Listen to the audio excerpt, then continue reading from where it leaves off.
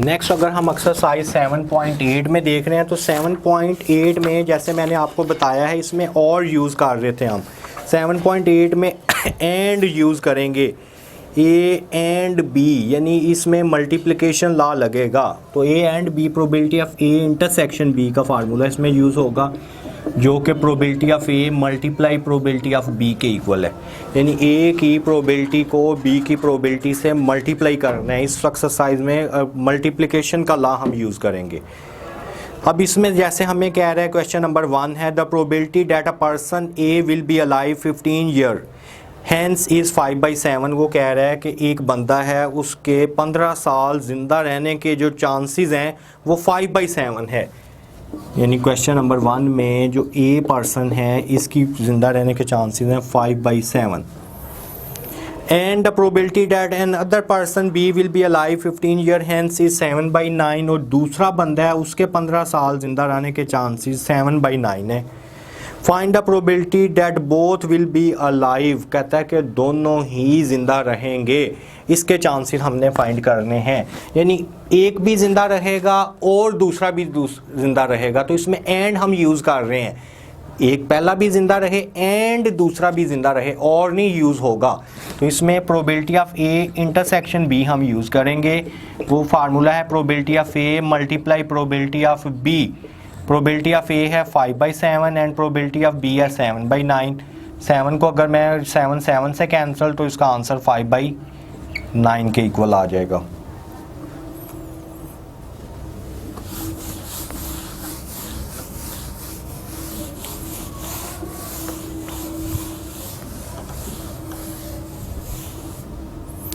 अब इसी तरह अगर हम देखें इसका क्वेश्चन नंबर 2 देख लेते हैं। क्वेश्चन नंबर 2 में कह रहा है अ डाई इज रोल ट्वाइस, एक डाई को 2 दफ़ा टॉस करना है। जैसे अभी हमने टॉस किया था, सैम्पल स्पेस इसके बने थे, 2 दफ़ा टॉस करना है। 6 की पावर 2 36 पॉसिबिलिटी बनी थी। कौन कौन सी पॉसिबिलिटी थी? सबसे पहले 1-1 था, ये चलता चलता 1-6 तक गया, फिर 2-1, ये भी 2-6 तक, फिर 3-1, ये भी 3-6 तक, फिर 4-1, ये भी 4-6 तक गया था।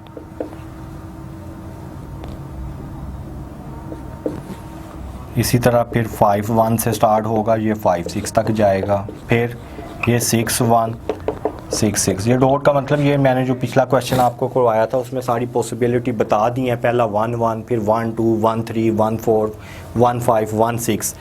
इसी तरह इसमें हमें कह रहा है probability event E1 approaches of even number of a dot and E2 is approaches of more than 4 dots prove that.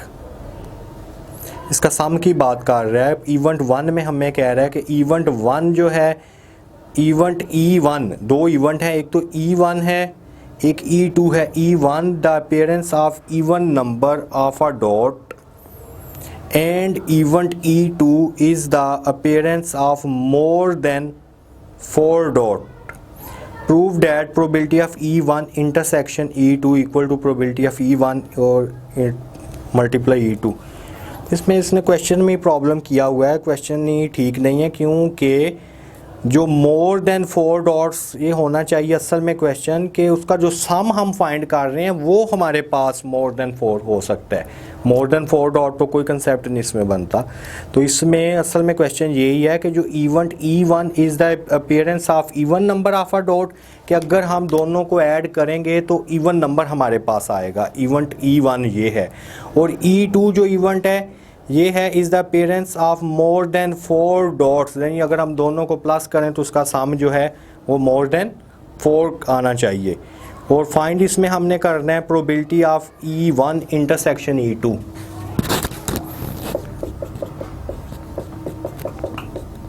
तो ये किसके इक्वल होगा? Probability of E1 multiply probability of E2 के इक्वल। सबसे पहले हम E1 चेक कर लेंगे। E1 में हमने देखना है कि अगर 2 डाइस हैं उसको हम ऐड करेंगे तो उसका जो सम है वो इवन नंबर होना चाहिए। जैसे मैं अगर 1-1 है, 2 आ रहा है, फिर 1-3, 4 के इक्वल आएगा, 1-4, 5 के इक्वल आ रहा है। तो इसमें इवन नंबर होते हैं जो कि 2 पे डिवाइड होते हैं, उसका हम सम देख लेंगे कि कितनी पॉसिबिलिटी ऐसी हैं जिसको प्लस करने से इवन नंबर आ रहा है। फॉर एग्जांपल अगर हमारे पास 18 आ रहा है तो इसकी प्रोबेबिलिटी 18/36 आ जाएगी। और E2 हमें बता रहा है कि जिसका सम मोर देन 4 डॉट, यानी जिसका सम मोर देन 4 आ रहा है, यानी अगर मैं 1 1 कहूँगा ये तो लेस है, फिर अगर मैं दूसरा कहूँ 1 2 वो भी लेस है, 1 3 वो भी लेस है, 1 3 से आगे यानी 1 1 1 2 1 3 ये 3 अगर हम निकाल लें टोटल 33 पॉसिबिलिटी बनती हैं, तो इसका 33/36 आ जाएगा। तो ये हमारे पास E1 एंड E2 की प्रोबेबिलिटी आ रही है। फिर अगर हम क्वेश्चन नंबर 3 में देखें तो इसमें हमें कह रहा है determine the probability of getting 2 head in 2 successive toss balance coin.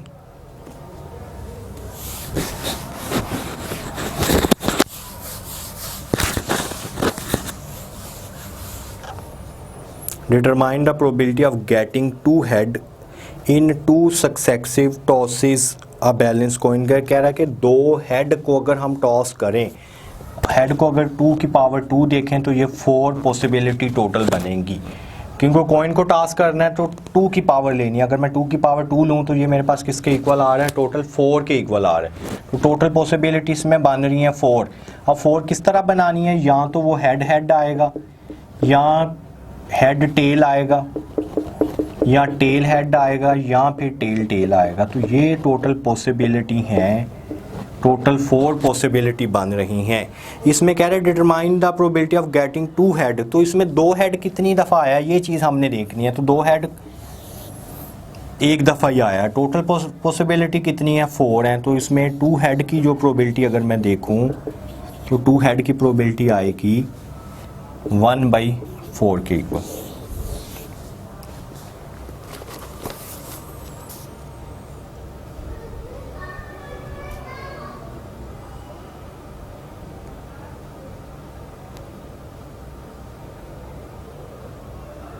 अब ये जैसे क्वेश्चन नंबर 4 में अगर देखें तो क्वेश्चन नंबर 4 भी इसी से रिलेटेड है।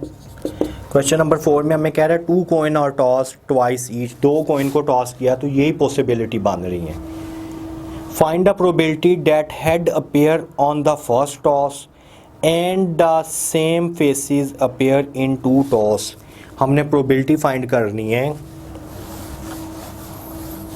हेड आना चाहिए फर्स्ट टाइम पे, यानी मैं इसे लेट कर लेता हूँ ए, मैं कह रहता हूँ हेड ऑन फर्स्ट टॉस,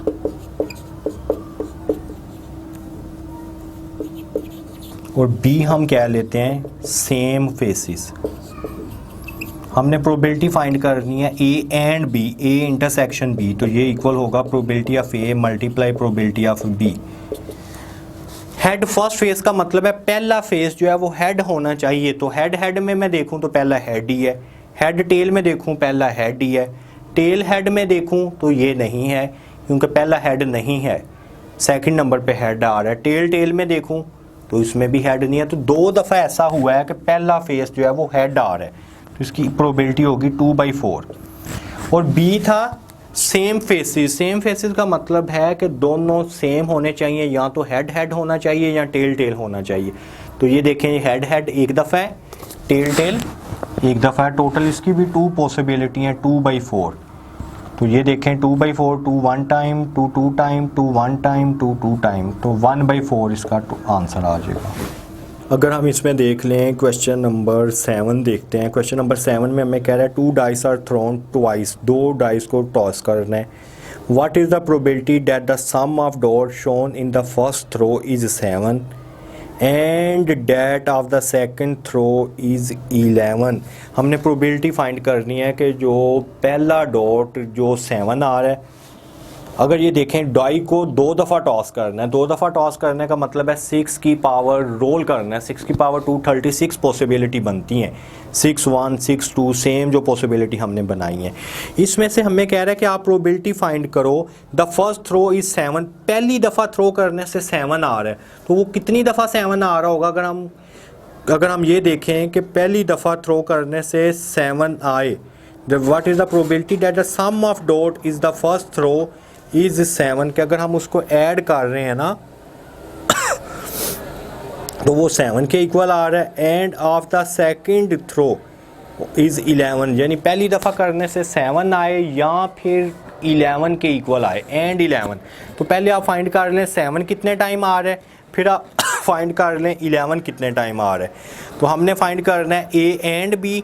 ए हम लेट कर लेते हैं प्रोबेबिलिटी ऑफ 7 और बी हम लेट कर लेते हैं प्रोबेबिलिटी ऑफ 11। 7 एंड 11 दोनों को हम मल्टीप्लाई कर देंगे तो ये हमारे पास मल्टीप्लिकेशन लॉ प्रोबेबिलिटी का आंसर आ जाएगा। अगर हम इसमें से देखते हैं जैसे अगर इसी तरह 9 वाला भी देखें जो डाई थ्रो की गई है, फिर die is thrown twice, find the probability that a prime number of dot appear in the first throw पे प्राइम नंबर आ रहा है and the number of dot in the second throw is less than 5। तो second throw में वो less than 5। ए आप prime number को late कर लेंगे, बी लेस देन 5 को कर लेंगे। अब अगर हम इसका क्वेश्चन नंबर 10 देखते हैं, अ बैग कंटेन 8 रेड बॉल,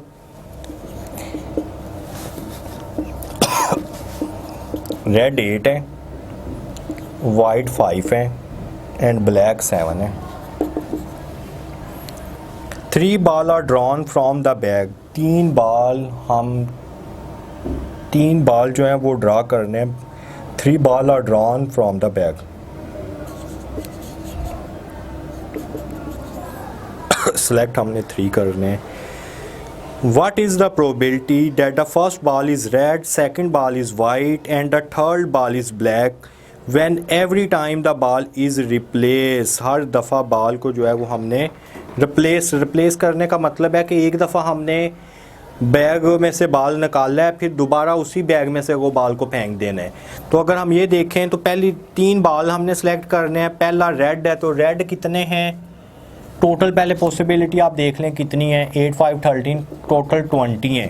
तो रेड की आएगी 8 ओवर 20 मल्टीप्लाई बाय वाइट की, दूसरा वाइट होना चाहिए 5 ओवर 20, तीसरा ब्लैक होना चाहिए 7 ओवर 20। तो इसको हम सिंप्लीफाई कर लेंगे। 5 1 टाइम, 5 4 टाइम, 4 1 टाइम, 4 2 टाइम, फिर 2 1 टाइम, 2 10 टाइम।